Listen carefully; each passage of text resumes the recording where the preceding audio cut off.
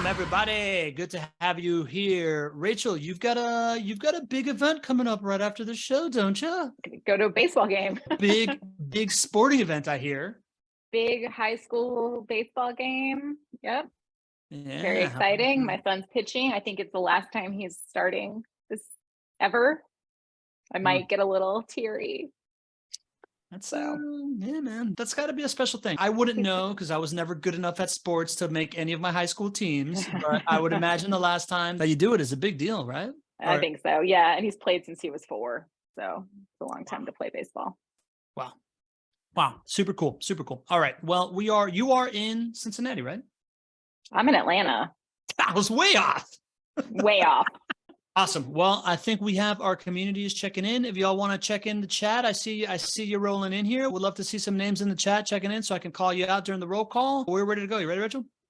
I'm ready. Let's do it. All right, cool. Because we're officially live for the B2B Community Builder Show, episode 222, the Triple Deuce. I'm your host, Pablo Gonzalez, and Chief Executive Connector on the show. And today we have my friend, my fellow badass business summiteer, a karaoke rock star, my co-conspirator in the badass business karaoke experience. She's the founder and CEO of Connect the Dots Digital.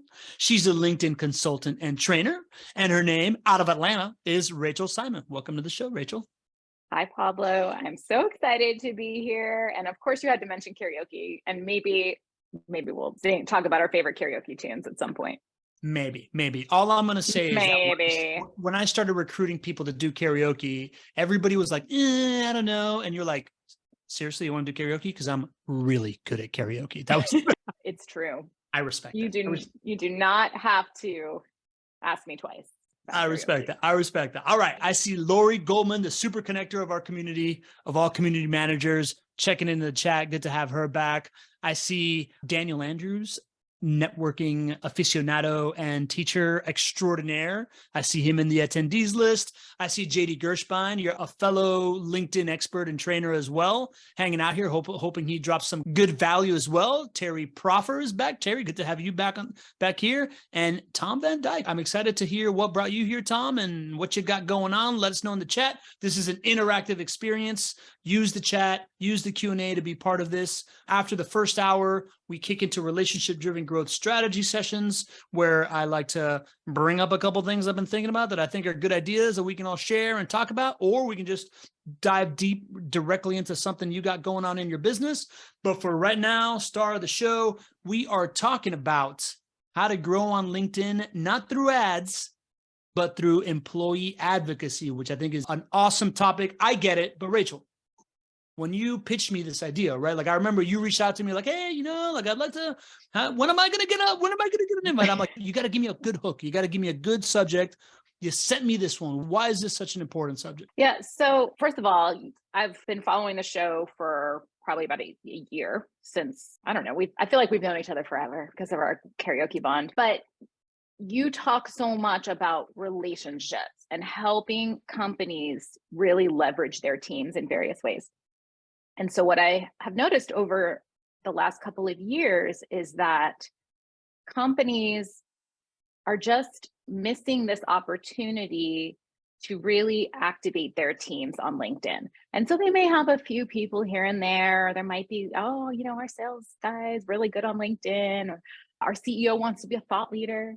But there's no comprehensive global plan or strategy to get their teams branded properly and really understanding what is our company goal when it comes to LinkedIn and how can we each help support that through our profiles.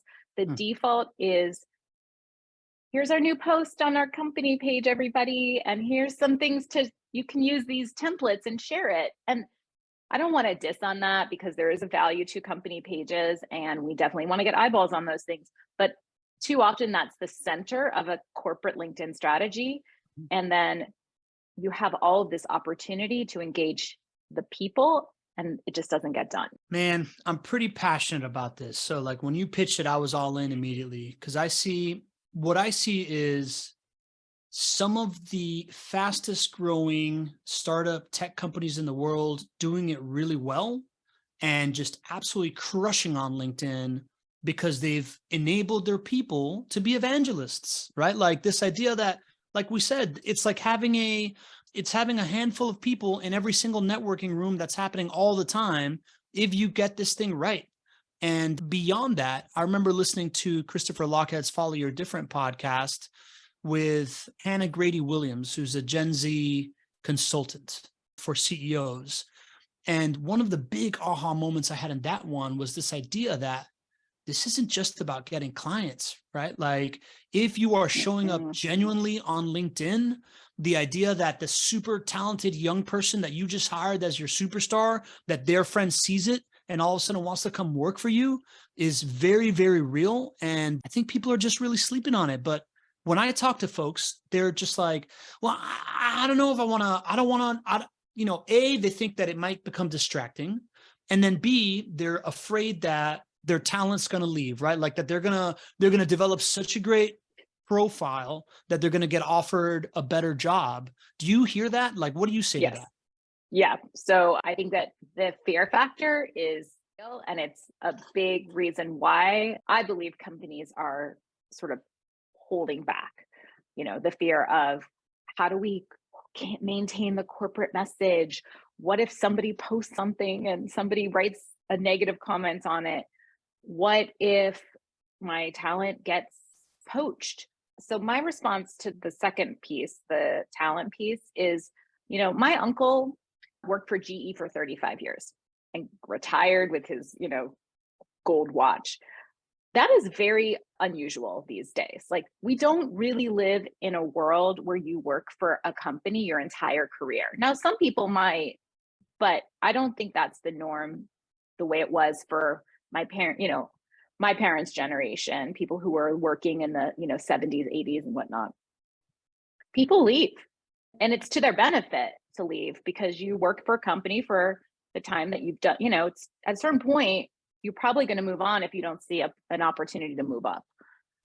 But isn't it more powerful while you're working for that organization that you can bring more awareness to what your company does through your profile? And this is something that, prior to launching my business, I worked in nonprofit. I worked in nonprofits for 15 years. And I used to say, nobody is a better evangelist for the mission of our organization than the employees, because we understand it. We know, why are we doing this work? Who is the population that we're serving? What is, the value of our volunteers and our donors and things like that? The same applies within a corporate structure and a nonprofit, right? Your team are the best people who truly understand why you're doing it, who your customers are, what are the questions they're asking, and why would other people, to your point, want to come work here? Yeah, I totally agree. Like, there is no more powerful and older marketing channel than word of mouth. And the idea that you can have this digital scale of word of mouth by having everybody on your team be out there kind of like showcasing how cool it is to work, the level of talent that's in your company, right? Like the viewpoints of it, the culture of it, like that to me really, really scales much more than a lot of things most people invest in. And there's no better way to cause word of mouth than to be the company that so-and-so went to, and then got made as like a true form professional, right? Like, I don't think that that's a new concept. Like, I feel like Deloitte and Ernst Young and all these like big five accounting firms hire people out of college, and they know that they're just going to like grind them to death for 4 years because their next job is going to be at like controller of Bacardi or something like that, Whereas nowadays we all have this ability to bring on good talent, really showcase them to the world, nurture them. If one person moves on and you get known as a kingmaker, then everybody else that wants to be king is going to compete to fight with you. And I don't understand how people don't see the forest through the trees there, right? Like, they get stuck in that scarcity mentality when really they should think a couple steps down the line. What do you have you had luck converting that, or do you look for people that already get it? It's challenging. And I think that from my experience, you have to have a champion, an internal champion who gets it. It's very hard. I've said this in the past to clients. I'm like, I can't sell you on why LinkedIn is great. If you don't think LinkedIn is great, I'm sorry. Like, that's your loss. Yeah. So you have to see the value in the platform and realize that you're missing an opportunity by not showing up versus trying to get somebody to like understand why there's value there. Yeah. So I think there has to be that internal champion. Yeah. And if you don't see the value, somebody else is going to be doing it anyways, and you're going to lose. So Exactly. it's on you, pal. Exactly. You know, and something for companies to keep in mind for, you know, people in these decision makers, whoever that might be. And it could be a sales leader, it could be an HR director, it could be a marketing director, you know, it could be the CEO. 61% of users on LinkedIn read only. They're never going to comment. They're never going to react. They're never going to send you a DM. But they're the people that when you go to a conference or even you're in your community and you're at your synagogue or your church or you're at your grocery store and they're like, God, I see you all the time on LinkedIn. What is the value of that? You can't quantify that value, but the value of showing up and being seen, because when that person needs what you are selling, they know who to go to. I love that. The value of being seen to me is so underrated in this world of like personal branding. When people talk about it, I find that most of them come up to me and they're like, well, I don't know if I want to do this because I don't know if I want to talk about this or that. And then what happens if I talk about this and I can't talk about that? I'm like, buddy, don't underestimate the value of being seen, right? Like the people that I equated to growing up in the Catholic Church, right? Like I'd go to this one parish and we went every single Sunday. And to this day, now in my early 40s, when I see somebody that I'm like, oh, that person went to that church forever, like that was 20 years ago, they look super familiar. I feel a general, I don't know, propensity to like the person, right? Like if I was to see them in a crowded room and I didn't know anybody, I'd walk up to them and talk to them. If I was to recognize that they were doing something I would need, I would be more likely to do business with them. I feel like this idea of like branding really starts with showing up, and people really sleep on that opportunity. I love that you said that. That's really good. Yeah. And I think it's, you know, my kids make fun of me because I can't go anywhere in Atlanta without running into somebody I know. Yeah. Now, again, I've lived here for almost 25 years. Because I worked in the Jewish community here in Atlanta for 15, like I know so many people, but to that point, being a part of that community. And so, you know, I have the same thing on LinkedIn. I was just at a conference in Phoenix and two people who I'm connected to on LinkedIn that I never met were both speakers there. I was a speaker as well. And I was like, I messaged them both and I was like, oh, we're going to be at the conference. Like, let's definitely hang out. And it was so fun to meet them in person because we already had this connection through LinkedIn. And that's something also that companies need to see the value of. If you're sending your teams out, like they already have the first level sort of foundational relationship with people within their network. They need to take full advantage of that. Yeah, huge. That's so big. And that's something that we hadn't really thought about because the world shut down for a couple of years. But now I'm hearing more and more of those stories, and you're seeing it play out on LinkedIn. This idea of like two people that met that have been like seeing each other for a couple of years, and now they see each other at a conference or somebody gets recognized at a conference. We're going to talk about conference game a little bit later. Shout out to Jessica Lally, who's a fellow ATLian. She says she's going to look out for you in the ATL. Let's talk about foundationally, Rachel, right? So like now we're talking to our people that understand the value of LinkedIn and they want to do it. What's the best way to kind of get started? Why isn't just sharing the company post enough? Yeah. So this is something too that I noticed a lot of companies sort of make the mistake on. So I'm going to use sales as an example. Sales team, they invest in Sales Navigator. Sales Navigator is awesome. It is a great platform, but they don't do step one, which is get their profile in order. Because just because salesperson is using Sales Navigator, their targets are seeing their LinkedIn profile. They're not seeing what they have set up on the Sales Navigator side. So if your profile isn't optimized where it's super clear, what you do, who you do it for, why you do it, and who your clients are, it's so much more, takes so much more work to use all of the various awesome tools that Sales Navigator has for you. So ultimately, it's that positioning problem. Companies are not positioning and helping to train their teams on how to position themselves on LinkedIn. And it doesn't have to be complicated. It's not cookie cutter. You know, I've seen cookie cutter, and I'm not a big fan of cookie cutter where everybody in the company has the same headline. I don't like that. I like consistency, but unique consistency, because you and I might work for the same company, but I have my role and you have your role.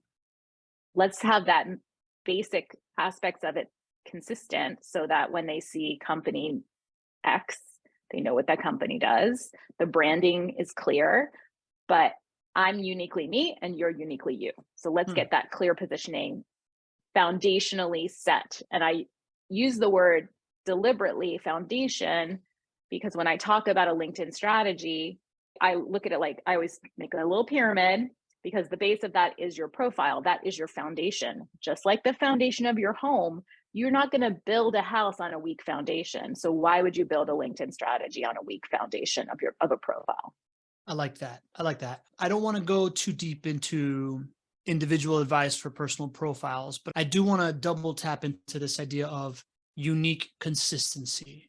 When I hear you say that, you know, this idea that if everybody has a cookie cutter, it doesn't stand out the same. I think of like a couple different layers. Number one, this idea that you just said of like Sales Navigator. If your profile shows that you don't post and you don't do anything and you reach out to me with a LinkedIn request, I'm like, yep, sales pitch is coming. I'm not in. Right. So I think a minimum viable activity there definitely bodes to be done. Now let's talk about this unique consistency, because, you know, I see a lot of companies that all have a standard header, like everybody has the same kind of header image. Everybody has the same beginning of their tagline. Is that not unique enough? Should that be variated? Kind of like talk me through an example of what is consistency and what is unique consistency that works a little bit better. So I like the banner. I think it's great to give your team a few options for a banner. And again, you can't mandate it because ultimately it's their profile, but you can encourage it and make it easy for them. So if you have a few different options that has branding and, you know, whatever might be unique to their department, great.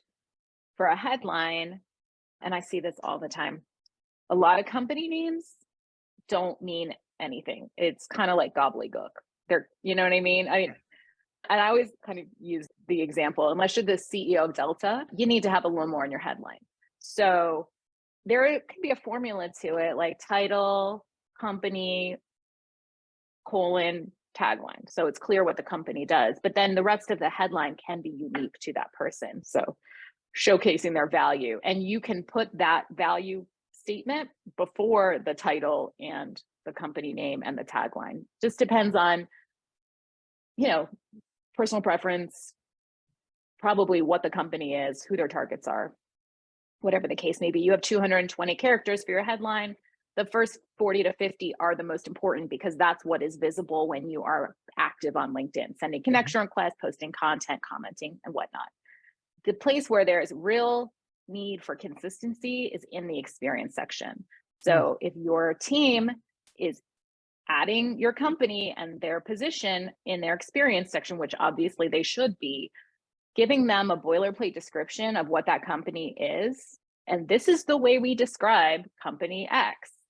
Company X, blah, blah, blah, blah, blah, does these things for these people. It doesn't have to be, you know, an essay. It can be 3 to 5 sentences, and everybody puts that in their experience section so that it's crystal clear across the board what the company does. And obviously that needs to match the company page and that needs to match the website. So all that messaging should be consistent across all platforms and everybody's profiles. Got it. Okay. So the place for real boilerplate stuff is in the experience section, what the company does, and maybe your job descriptions, right? Like everybody that does that is kind of doing that type of stuff.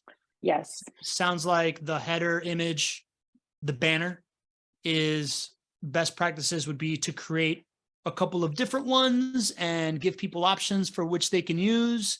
And maybe even if you have a very creative forward team, give them some brand guidelines so they can at least do it branded with some suggestions of like what to put there. And then in the tagline, right? You said the 40 to 50 characters are the ones that people see when they're like scrolling through posts and stuff like that.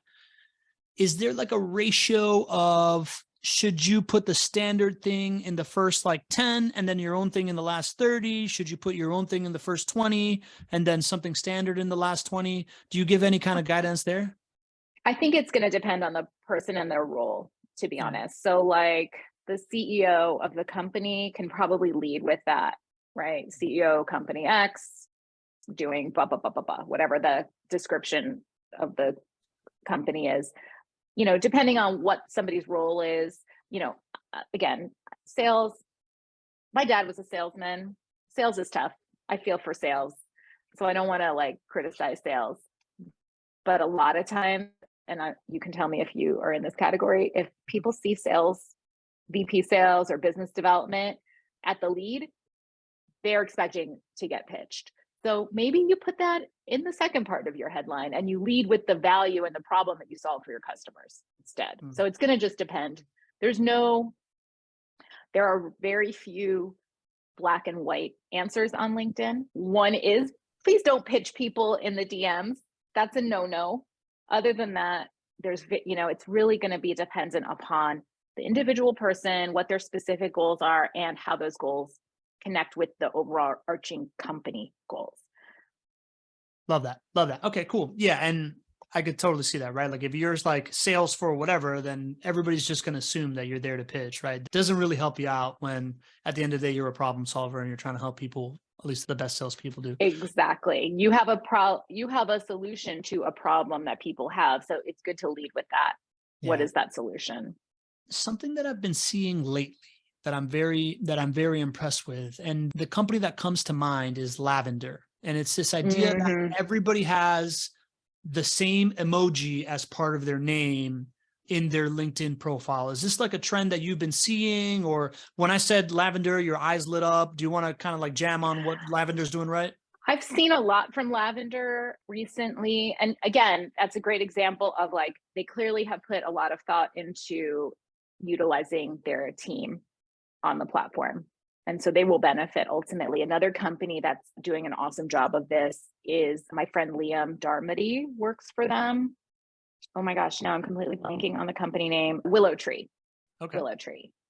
And he is like an internal, I think he's like growth strategist. I mean, he's literally helping them internally to make sure they're leveraging LinkedIn among other tools to help push the company branding forward and showcase the company culture and all of those various things. So there are companies that get it, but there's far too many that don't. So there's a great sales trainer out of the UK, Daniel Disney. Do you follow him?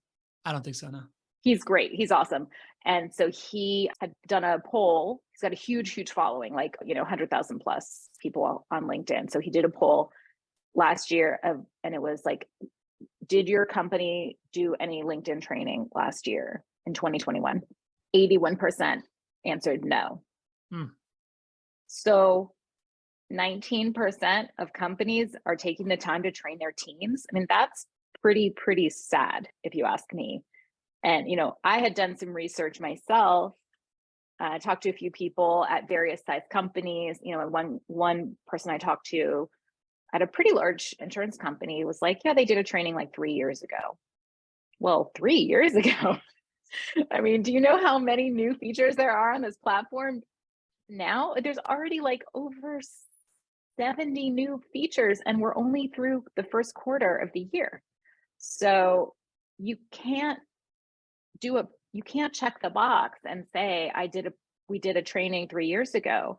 Between how quickly they're rolling out new features and what percent of your team is the same as it was 3 years ago? Probably, you've got new people, they need to be trained. So we need to see that 19 to 81%. Really, I'd love to see it get more towards, 40-60, that would be cool. I think that would be cool too, right? So like whether you've never done it or you've done it more than 2 years ago, there's definitely a need to do it, right? Like LinkedIn has profoundly changed in a very short amount of time. There's a bunch of different features. Can you kind of give our audience like a buyer's guide, right? If you were the CEO of a Fortune 500 company, you were paying for some LinkedIn training, what would you, or you're being advised to say like, hey, this is what you should pay for in your training. Like, what should you be trained on right now that would move the needle that's easy to kind of like implement? I mean, I think it's, again, that positioning piece. Like, how are we supporting our team so that they feel empowered and like they have permission? They need to feel comfortable and safe to be active on LinkedIn, because nobody wants to feel like someone's looking over their shoulder, be like, oh, I saw that Pablo liked a post from this company. That's not going to encourage activity, right? So that goal setting, understanding why our company is using LinkedIn, how we're using it. So we're using it in these various ways.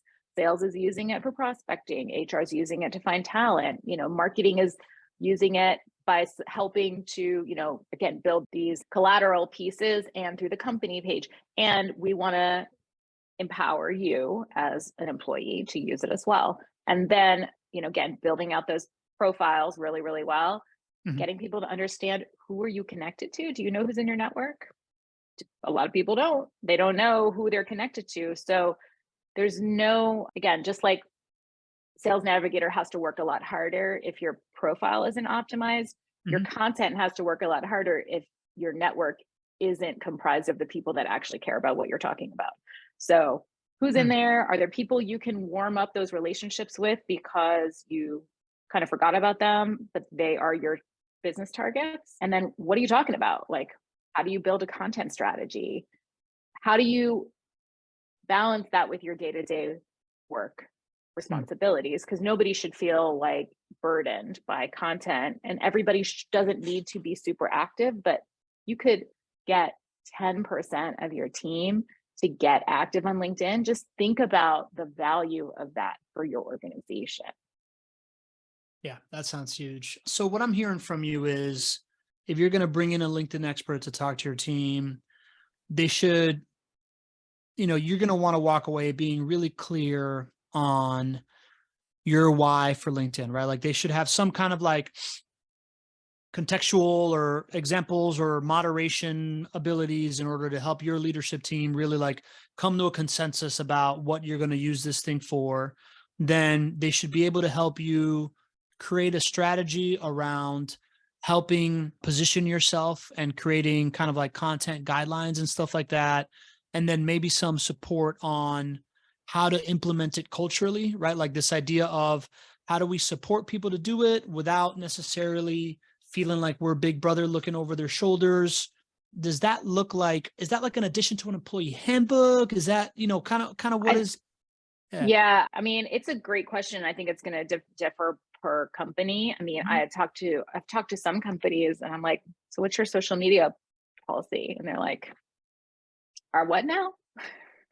So I think depending on how comprehensive an organization is interested in going, it does kind of impact multiple, like there's a lot of voices that need to be brought into that conversation because there's an HR component, right? You have to have rules of engagement.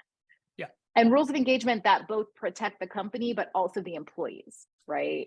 Can you give an example of that, Rachel? Because I hear that and I'm like, yes, totally, right? Like you need to, like, I think that it's really tough. Kind of like if you start a conversation, you're like, what's your story? People like don't even know where to begin and where to end or whatever.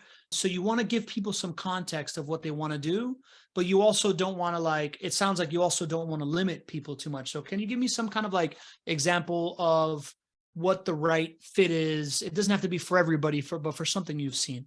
Yeah, I think an example would be, again, this idea of on the company side, and I think companies tend to do this more, their social media policies are focused on protecting them. And I was just listening to a podcast from our mutual friend, Michelle Raymond, Michelle and Raymond, she was talking about past star of the show. I started There you introduced by go. you. So Yeah. yes, she was talking about that with her guest about how most social media policies are focused on the company, because obviously there's a lot of risk associated with that.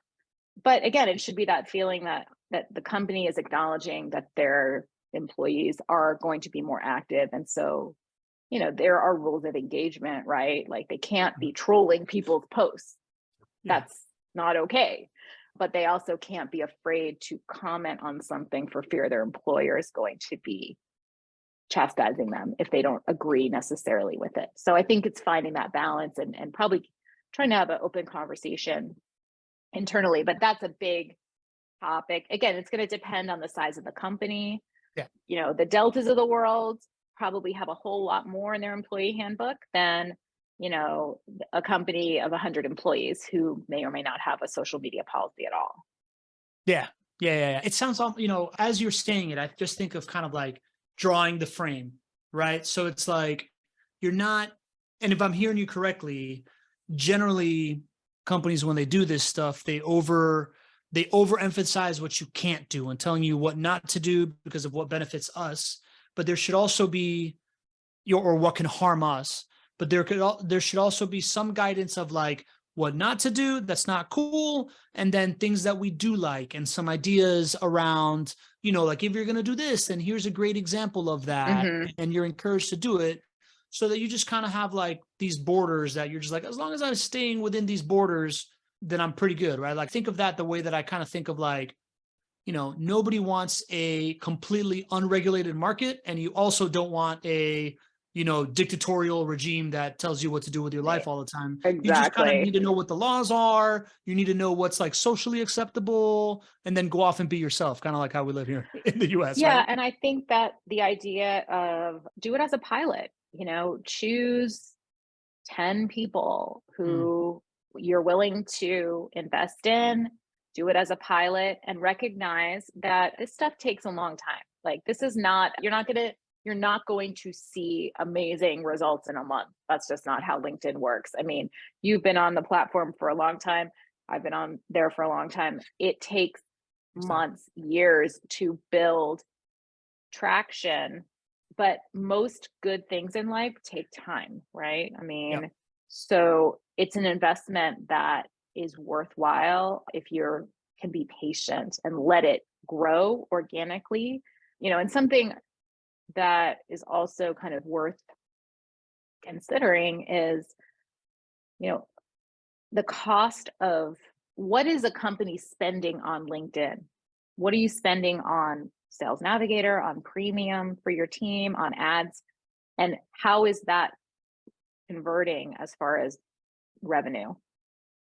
And maybe taking a little bit from that bucket and trying something different and trying to see how you can utilize organic, the organic value of LinkedIn versus some of the paid features. Because you can do a lot on the free LinkedIn. You don't have to have premium. I never have, right? Like, yeah, I totally agree. And that makes sense, right? Like if a company is like investing in Sales Navigator for a whole bunch of people and premium for a whole bunch of people, and they're spending on ads, why not take a portion of that and maybe invest in some like content AI tools to like help them make better stuff that they can post in, right? Like access to ChatGPT Premium or Pictory or whatever, to like enable, or like access to Canva, like the paid Canva subscription to make like better graphics and stuff like that. And I say all that because my co-bro, content brother, Jacob Oscardis, who is the content AI king, has more of a technical question, and I wanna ask about that. He asks, in my experience, pictures perform better than video snippets. How is your experience on LinkedIn? Do you have any insight into the difference of pictures and video snippets or text posts and how they're performing? Yeah, so that's a great question. And to clarify, pictures, when you mean pictures, do you mean just any photo or a photo of a selfie? Because that is, Why don't you tell us the differences? Yeah. yeah. So I think that it's always, look, what works on LinkedIn is a moving target. Yeah. So what worked today may not work next month. I personally am in the category of just test and pay attention and see what works best for you. So I'll use video as an example. I don't love making videos. I do them on occasion. I'm much more comfortable with text, with putting photos up. I love document posts, like the little carousels, those are fun. So kind of leaning into where your natural ability and your natural comfort lies, because you're going to be more confident with that kind of content. I do know that, people like to connect with you. So photos of yourself and videos of you talking are good ways of putting yourself out there and showing your face, the way your personality, the way you speak, your office. What I'm not a fan of is like a selfie just for the sake of a selfie, because somebody heard that selfies do really well on LinkedIn. Like, there are people that do that, and I find that to be unnecessary. Peppering it in, like I was on vacation like a week and a half ago, and I posted a photo of myself. I was on a pink Jeep tour in Sedona, and my daughter took a really cute picture, and I posted that with a post about reentry, and my hook was like reentry's bumpy, because I unknowingly picked the bumpiest Jeep tour. I had no idea. It was super fun though. And that posted really, really well, because personality, like it's a little peek behind the curtain. People like to see their LinkedIn friends in different places. So I think it's like you just have to test and refine, but videos are a great way to connect with your audience. So I would suggest that if you don't already, to make sure that you put, you have the ability to put a 30-second, actually should be 29 seconds, profile video on your profile. It sits behind your profile photo. You record it and upload it through your mobile app. And it's a great way to kind of introduce yourself, just like you would introduce yourself at an in-person networking event. So if you haven't made your profile video, I'd highly recommend doing that. Okay. So in response to Jakob's question, it sounds like your answer is wrong question. Do what's natural to you and make sure that things are, and make sure that, like when you're doing something, it's not because you heard it's a good tactic, but it's because it genuinely relates to the thing that you're trying to talk about. And it's something that you like doing because it is part of your persona, so that it comes across genuinely. That being said, seeing your face, seeing video, in general, it's a good thing because it's a human platform and people like to, people are connecting with humans, right? Is that kind of what you said? Exactly. Yeah. And it's always good to stretch and try something different. So again, like I said, I don't love making videos, but I will make them once in a while, because the only way to get better at something is to keep doing it. Yeah. I feel like I want to shout out Melissa Henry. I think she's really good at taking like a super contextual selfie that adds value to the, to the post, right? Like I think she's a image consultant photographer, right? So like she knows that stuff really well. So it's totally on brand for her, right? Yeah. Like it makes sense that she's putting herself in front of the camera, because it shows her skill. She's using herself to show the skill she has of showcasing somebody's personality through film. Great context. Okay, cool. I like that. You said a little while ago that a lot has changed on the platform in the last 2 years. Talk to the business owner that invested in it 2 years ago. What's the value in investing today? What kind of features are out there that they might want to be looking at? What is the difference between LinkedIn training from 2 years ago to like what you should be learning about today?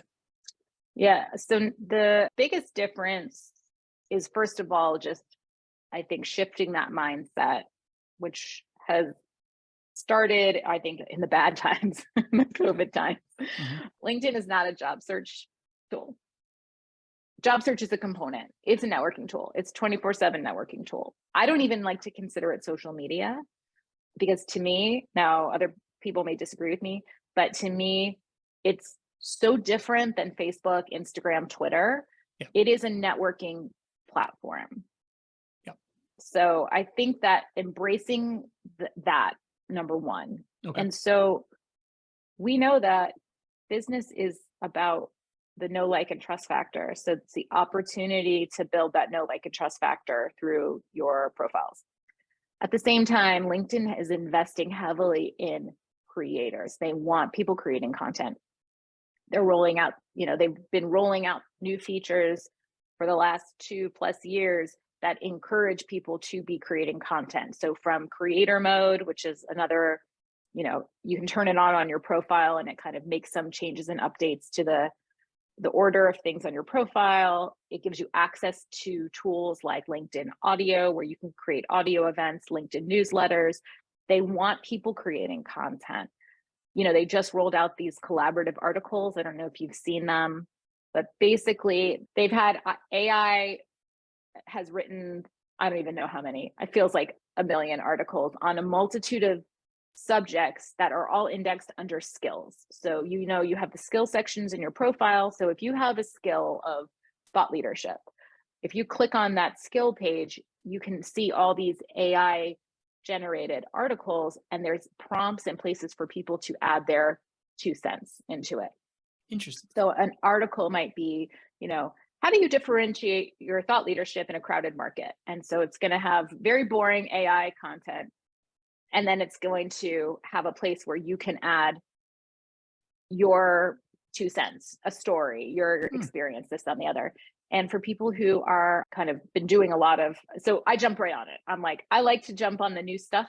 I jumped right on it because they're like, you could earn a top voice badge. Now it's not the same as the LinkedIn top voice, like the big one, but so I wrote a bunch of responses and I got a top voice for relationship building, which for me, I was like, cool, that's a good one for me. I'm And it's on jealous, my it's on my profile. Now, it might be a little bit of a participation trophy kind of situation, but that's okay. It's always good to try these new features because you don't know how LinkedIn then is going to push your profile forward more because you're engaging with their new tools that they want to get out in front of more users. So they are encouraging more and more users to be active and making it easier for people. So it might be hard for somebody to write a standalone post, but they can share a little story about something that's in their wheelhouse.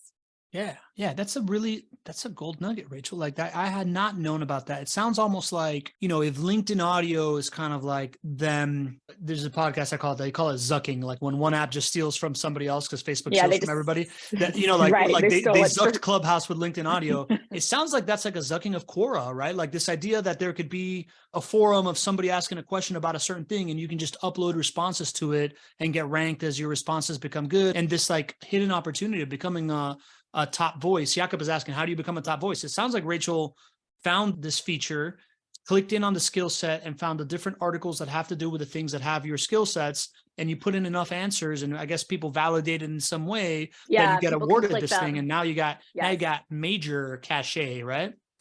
Yeah. So what I've learned from that, just as a little aside, is that it's better to focus on one or two topics that you most want to be associated with. So now I've been focusing on only responding to prompts on thought leadership, relationship building, content, I think, and maybe social media marketing. Be a little more tunnel vision with it. And then I just comment. I just added a bunch and they're a little repetitive. So like kind of, you know, can you reuse your comments? They're not the most exciting articles in the world, but then you can, when you see somebody who responded, and if you like what they say, you can click a little light bulb and give them a little, but again, it's just in their latest new feature. Yeah.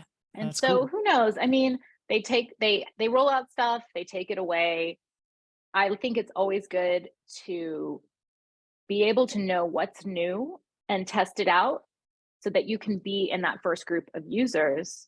And then maybe you get a badge. Maybe you get a gold star from LinkedIn or a fancy pin, some flair. I like it. Yeah, and it's I flair. really want to. That's what it is. It's profile flair. Yeah, profile flair. I love it. Cool. I want to get into the trade show stuff real quick. Jakob is asking, how's your experience with LinkedIn Live? How's that been? Do you see a lot of potential in LinkedIn Live, and maybe give some pointers there? I actually I don't use it personally. I've been on a bunch. I have one tomorrow morning. I actually have a bunch this week. I don't know. They all got smushed in this week, which is fun. So I have one tomorrow morning. I have one on Thursday. You know, what's good about them is that it's content that you can repurpose in so many different places. So you can get it onto your YouTube channel. You can break it up into smaller pieces of content. You can turn it into a podcast. So I think that the value isn't necessarily in who's watching at the time you go live. It's that how do you use that for moving forward. Yeah. All right, cool. Then let's get into the trade show piece. Rachel, you said that you had, so number one, it's this idea that we are no longer in either the digital world or the real world. It's all the real world. And, digital is a part of it and analog is another part of it. So posting on LinkedIn and then going to your industry trade show or going to networking events or just being popular in a certain niche, you start to get recognized in a bunch of different places. So that adds a ton of value. But you recently uncovered another opportunity of something that added a ton of value that you were telling me about. Tell me about it.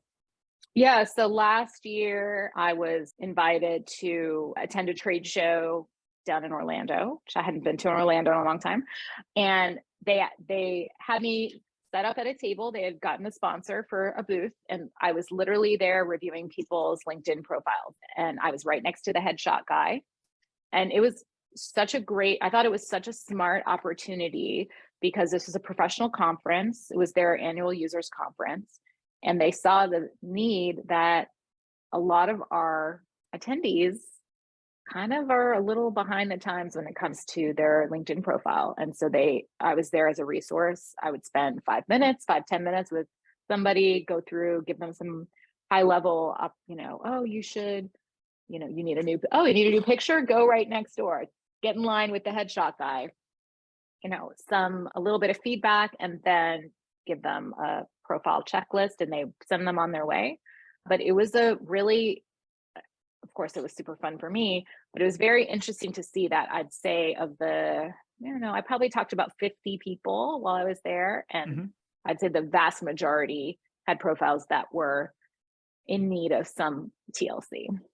Yeah. Yeah. I love that. Right. So like I've heard this from you. I've heard it from JD, who also is here. This idea that hire a LinkedIn expert to be at your trade show booth, whether you're a trade show organizer, give them a space where they can just add value to the conference and give people live LinkedIn tips while they're there, or as an engagement mechanism, right? If you're a company and you have a trade show booth, you want people rolling through. So many people have done the headshots thing, right? Because they just want somebody to gain some value.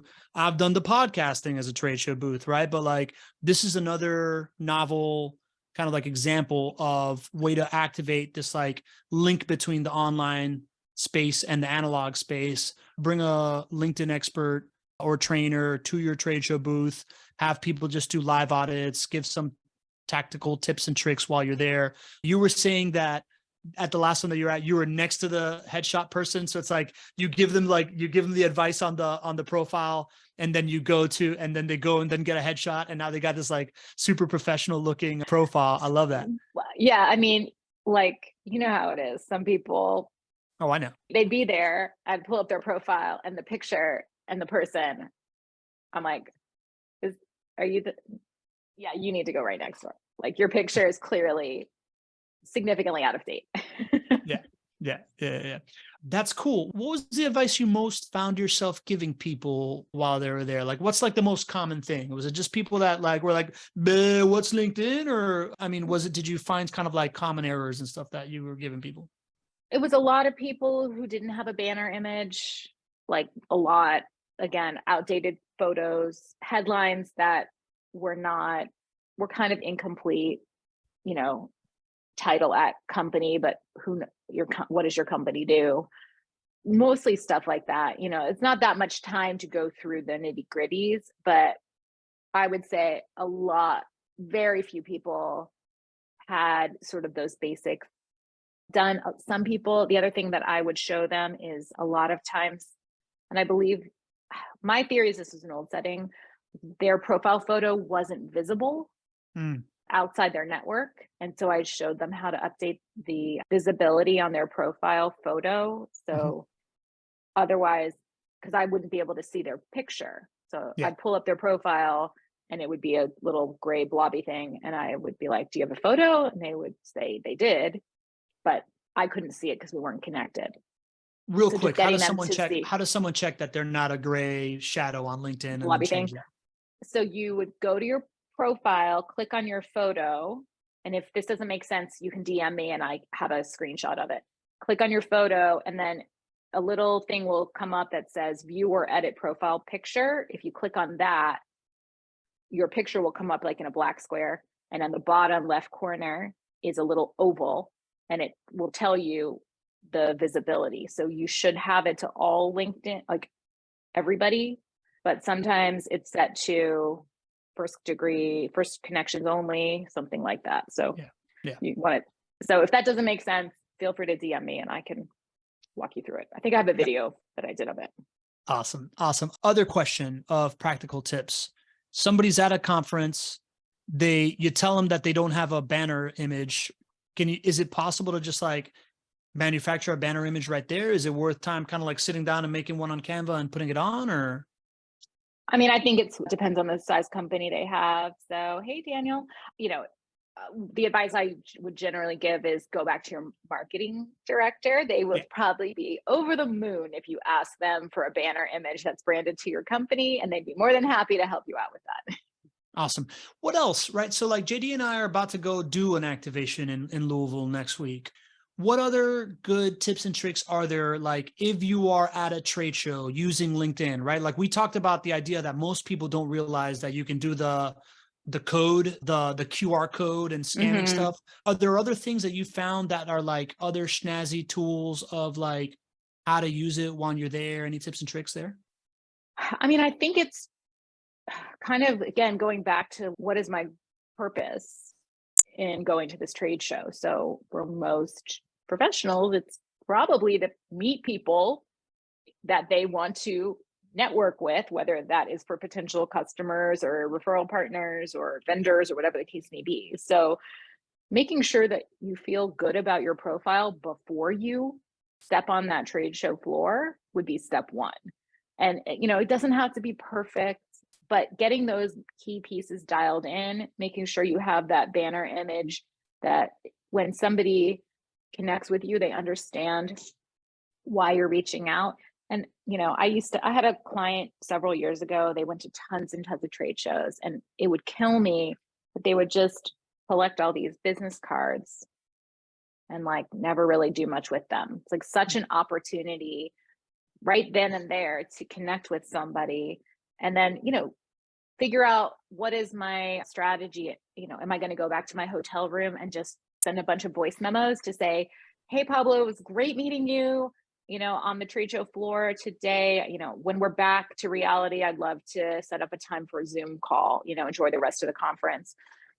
Those little things really can make a big difference. But I think you have to understand make a plan in advance, because once you're there, it's crazy.